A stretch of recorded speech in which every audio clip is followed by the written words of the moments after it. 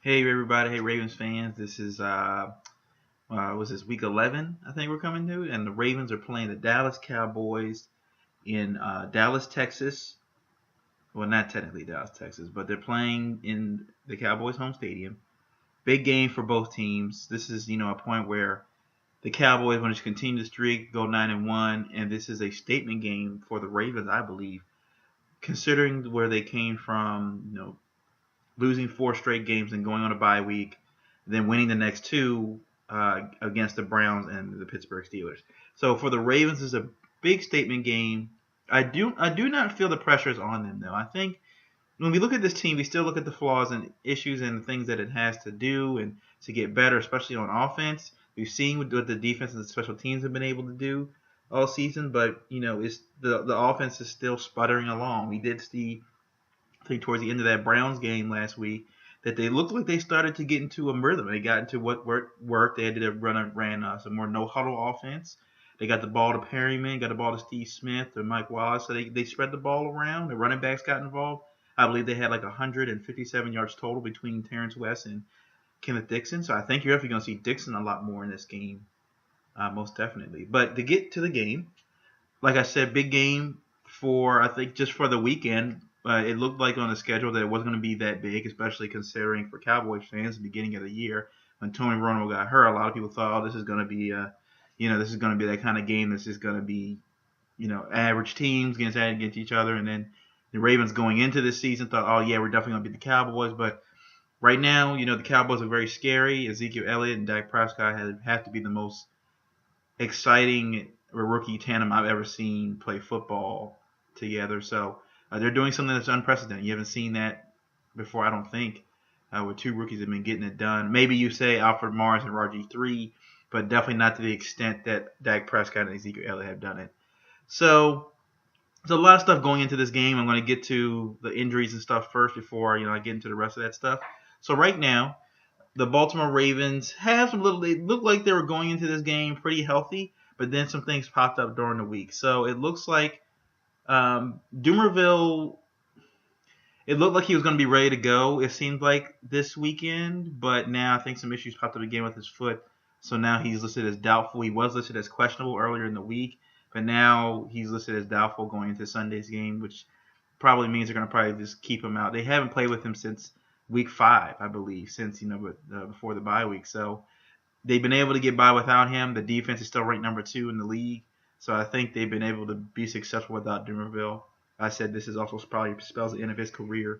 He'll probably retire after this is over. He's got his paycheck, and he got the stats when he did what he did in the Denver Broncos, and he had that one good year when he first got here. So I believe this will probably be it for him. But I like to see Correa out there. Matt Judon has definitely produced when he's been out there. So I think give the young guys a shot. Give those rookies a chance to succeed. I think they've done a really good job of being a complimentary role to Terrell Suggs and the rest of the vets in there. Also, another thing, a big thing that popped up for the Ravens, Jimmy Smith is doubtful for the game.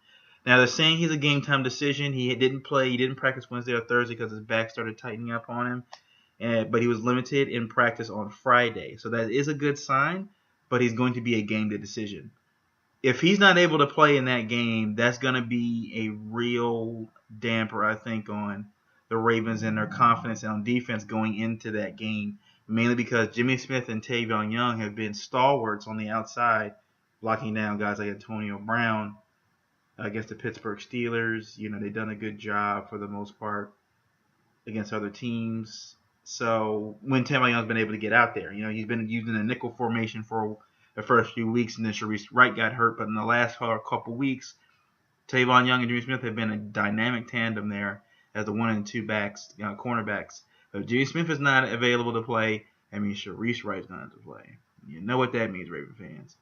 Burn City. That's exactly what that means. If Sharice Wright has to play for Jimmy Smith, I would have to think for a game of this magnitude for the Ravens, basically because this is the game. It's not the Browns game. This is a game where the Ravens, if they feel they're a playoff team that they were going into this season, they have to win this game. This is a statement game where you get back, you get the bus back on the road, you get the plane back in the air, whatever analogy you want to use. This is that game where the Ravens like, We played a lot of average or bad teams for the last 7, 8 weeks, 9 weeks. Let's see what we can do. We just beat the Steelers, who are a good football team. Can we beat the best team in football right now in the Dallas Cowboys? Now, they're not the best on defense, but offensively, that Cowboys offense is so dynamic. So this is the toughest test they're going to come after for the Cowboys, coming against that number 2 ranked defense for the Baltimore Ravens. This is their toughest test. So this is a game where we're going to see if both teams are for real or not. The Ravens are in first place, and the Cowboys are running away with their division right now. But this is a game where we find out if the Cowboys are for real. They have not played a division-leading team all season. They've actually had, if you don't look at the preseason rankings and stuff, based on the level of play and the records of the teams that they have played, the Cowboys have had the easiest, and I mean the easiest schedule in the NFL. Number 1, hands down, the easiest schedule in the NFL. Now, I know Cowboy fans are going to come out and say, like, yeah, they're still good, though. They beating the Packers, and they beating these guys, and they beating the Redskins, and they beating them. And, like, great. Everybody's beating the Packers right now this season. The Redskins do have a tie against the Bengals, who are third place in the AFC North. So, the level of play this year has been very average and mediocre. So this is going to be a big game for both teams to find out, a very good test for early on to see if you can make it in the playoffs or not. Because if you're the Cowboys and you can't beat the Ravens, who are 5-4, every other NFC team's going to be like, well, wait a minute. What did the Ravens do to beat them? We got to put that formula in to shut down Zeke. And I think that's what it's going to come down to. But I'll get to that. Back to the injuries, though. Like I said, Jimmy can't play. That's going to be a big, I think, hurdle to climb for that Ravens secondary. Yonda will be back. It looks like he's questionable to play. Like I said, they got rid of that probable thing beginning of the season, so questionable is the new probable. It looks like he's going to be back on the offensive line, which is great for Joe Flacco. So, Alex Lewis did have high ankle sprain, so he is going to be out for 6 weeks. But it looks like, Urschel's going to probably play that role, which is his natural position at left guard. He does a good job of filling in that gap. Stanley still to the left, and you got Yonda to the right in the right guard. So I think the offensive line is still going to be pretty solid, considering even though Alex Lewis will be hurt for the next 6 weeks. So I think that's still Yonda being back is definitely big for that offense to get going. Mosley and Jernigan are questionable. They had some issues during the week, but it looks like they're going to probably play for this game as well. Now, Dallas Cowboys. Their secondary is going to take a big hit this week. Barry Church is out, their starting safety, and Morris Claiborne, who's their starting cornerback, is also out.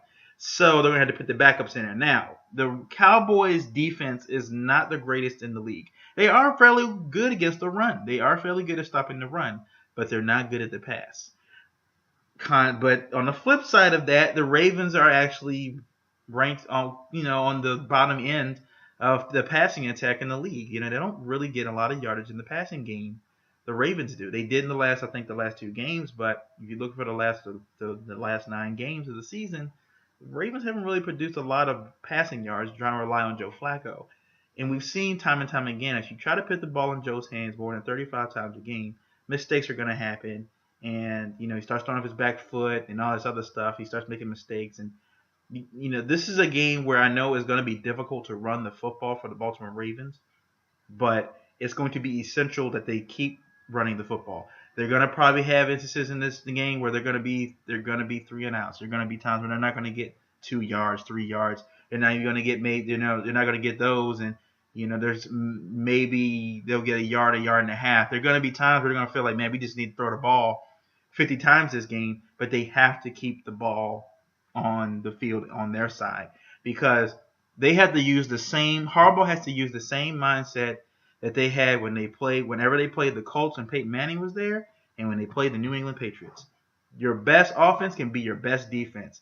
The longer you control the time of possession and stay on that field to keep Ezekiel Elliott and Dak Prescott from scoring points and causing damage is to keep them off the field and on the sideline. Getting 7-minute, 8-minute drives, kicking a field goal, scoring a touchdown. They got to take the points where they can get them. They can't try that stuff where it's like, oh, we're just going to go for the touchdown or, all this other stuff. You got the points, you got to take them. If there's 4th down and you're in field goal range, take the points. This is that kind of game I think it's going to come down to missed opportunities. Definitely. I don't think the Ravens want to be on that other side of that. So, for the Ravens going in, like I said, they have a lot to prove to themselves. They are I think where they want to be, where they're the underdog. A lot of I think the point spread is 7 points, which is not insurmountable. That's not big, but I think a lot of people think this looks like this is being a trap game because they said this is the toughest defense that the Cowboys have come after. Now, on the other side of that, the Cowboys have their own little drama. We all heard the speech that Tony Romo gave, and he was very emotional about giving up the team to Dak Prescott and saying he's the man now. He's earned the right to be our starting quarterback, and I'll be the backup. I'll be supporting him all the way through. However long, however far they go, and all that other stuff. But then Jerry Jones comes out and basically says that he believes Tony Romo is his quarterback. He's not going to get rid of Tony Romo, and that he has 5 more years of good football left in him. So what does that mean to you Cowboys fans? That to me, regardless of what Tony Romo has been saying, he said that to get kind of everybody off of his back and asking him questions. Is there a quarterback controversy? Are you going to get back on the field? Of course he's going to get back on the field if he's given an opportunity to. If Jerry Jones calls down to Jason Garrett and says, hey, I want Tony back in the game, Jason Garrett is going to put Tony in, and Tony's not going to say, no, let Dak handle it. He's going to go in a football game. He is a competitor. You don't get to this part in the professional sports without having some competitive juice. So he's going to want to get back on the field. He's going to want to play with the guys and all that other stuff and get that rush back. I know he's saying that right now because he hasn't played football since last Thanksgiving. Okay? But if he gets back on that field and he throws a touchdown and he feels all jacked up and everything, he's going to get that. He's going to get that itch again. He's like, no, I want to be out here. He's not going to give that up. I was telling my coworkers who are Cowboys fans, the quandary that Dak Prescott faces, that if Dak messes up, he doesn't have the luxury of having Jerry Jones to fall back or the coach to fall back on, saying, you're going to keep me in the game so I can finish this game out regardless if I win or lose, that I'm the starting quarterback for this team. He doesn't have that luxury. He knows in the back of his mind that if he screws up, if he messes up in this kind of game, the big game, where especially if it's going to be kind of close, that if he messes up, he's going to put Tony in. Now, on the flip side of that, Tony knows that if he messes up, he's not putting Dak back in. That's the flip side of this. Tony has the reassurance of Jerry Jones that he's going to be able to play that game the way he wants to play it without any repercussions of him not playing the next week. If Tony gets back in there as a starting quarterback, he's going to be starting quarterback for the rest of the season. That's plain and simple. If he has to go back in that game, he's going to be starting quarterback for the rest of the season because Jerry Jones wants him there. For all you Cowboy fans that didn't hear the news, when they went up to Pittsburgh the other week, and they beat them there, they took a charter plane up to Pittsburgh, like the normal, team flight. But then Jerry takes his private jet with Tony Romo with him to go see Jerry's nephew play a baseball game. Now, what kind of relationship is that where the rest of the team is flying to get ready for the game, and here you are flying with the owner to go see his nephew play a baseball game? He might as well change his name to Tony Romo Jones at this point. He's the son he wished he had. Come on. I know Stephen Jones is there, but I'm pretty sure Stephen's jealous of the relationship that Jerry Jones has with Tony Romo right now. It's ridiculous. So I think that's going to play a big part of it too. That inside, that drama going on in the Dallas Cowboy locker room and in the front office is going to I think manifest itself in this game. I think you're going to see something. Something's going to happen where against this Ravens defense, I believe he's going to make some mistakes. He's going to either turn the ball over while fumbling it or throw an interception. Or he might get hit and hurt. The Ravens defense is known for taking quarterbacks out. They've done this from their entire history. They did Michael Vick. They did it with Rich Gannon, Ben Roethlisberger, Tommy Maddox for the Pittsburgh Steelers. They did it just this year against with Geno Smith took him out. The Ravens have been doing this to a lot of teams for a lot of years and taking quarterbacks out of the game. So, or at least letting them leave for a little bit, a quarter or two, and then they come back later. So please believe that Dak is going to have that in the back of his head. Like, man, if I get hurt, if I limp off this field, or I throw an interception, I'm not coming back in this game. So I really believe that he's going to be really, I think, limiting himself from making a big play and trying to force it down the field or anything like that, so he doesn't force a turnover because he's so scared of losing that starting job. When you're the starting quarterback of the Dallas Cowboys, you got a lot of pressure on you. He's been living up to it so far, but the pressure that he hasn't had to face since he's been the starting quarterback for this team is that he's never had to worry about Tony Romo coming into the game. Romo's been on the sideline with headphones on and sweatpants on. He's never had to worry about Tony trying to go back to the locker room, grab his pads, and get ready to go to the game. Tony Romo is suiting up this weekend. He's going to be on the sideline with his helmet and pads on, ready to play if needed. So please believe that Jerry's going to be itching to get him back in that football game at some point. I think that's that story that is not done yet is going to manifest itself in that football game Sunday. And I think that plays to the Ravens' favor. Where the Ravens are going to let the Cowboys around. This is what they do. The Cowboys around this part of the season start to implode. Okay, things look really good. They get the Cowboy fans hope. They look like they're doing something, and then bam, the carpet gets snatched up right off from them from guess who? No one else but Jerry Jones. He can't get in his own way. Okay, that's what happened when Jimmy Johnson left. He was so upset that Jimmy Johnson was getting all the credit for winning those 2 Super Bowls, and he couldn't take it anymore. Okay. And then Jimmy was coming in like, you need to let me run this team. Like, I'm controlling the players. I'm the head coach. Jerry was like, nah, I want my guys. You can have your guys. And he gets rid of Jimmy Johnson. He gets rid of a quarterback that just won back-to-back Super Bowls. What owner does that besides the San Francisco 49ers owner when he got rid of Jim Harbaugh? That was what the dumbest thing he could have done, Jerry Jones, was get rid of Jimmy Johnson. You know how many Super Bowls the Cowboys could have won with Jimmy there? They could have won going on a run. The way they were running, they won, and then they won the third one without Jimmy, but that was Jimmy's team. They could have won like 4 or 5 straight. They would have been like the Bulls in the 90s. They'd have been a super dynasty. Okay? But that didn't happen because Jerry is too prideful. He's too all about himself, and it's every year. As long as Jerry Jones is the owner for the Cowboys, he's going to find a way to mess it up because he's just so egotistical. And because Tony Romo's his guy, he's going to put him on the field. Any owner in his right mind will say, look, Dak's the starter regardless. I know, Tony, you're paying him $20-something million to be a starting quarterback, but Dak is the man right now. We'll evaluate this. We'll evaluate him in the offseason, both of them, and we'll see where we start from there. But for the rest of this season, Dak is the starting quarterback. But that has not happened. Jerry has still not said it. Tony Romo's done the letter. I mean, he did the speech and all this other stuff, and all these other pundits have said it. Jerry Jones has not said the words out of his mouth that he's like, Dak Prescott is a starting quarterback. Only if he continues to play good. And we know that's not the case. At some point, he's going to mess up. He's going to have a bad game. Every quarterback does. I don't care how you've been in the league for 17 years or, a few months. Every quarterback is going to have a bad game. Bad games here and now. But you got to have the faith of the front office and the coaching staff that you are their quarterback for the future, next 10 years. And Dak does not have a security blanket. Tony does. Dak doesn't. That's why I believe, I'm making this right now, that I believe that the Ravens are going to win this football game 24-17. Okay? I believe the Ravens are going to win this game 24-17. I believe they shut down Ezekiel Elliott. I believe Ezekiel Elliott will have under 100 yards on the ground. He may have 100 yards total between receiving and running, but as far as rushing, he will not have 100 yards. They're going to force Dak to throw the ball. That's going to get in positions where he's going to make mistakes. I think he's going to cause a few turnovers.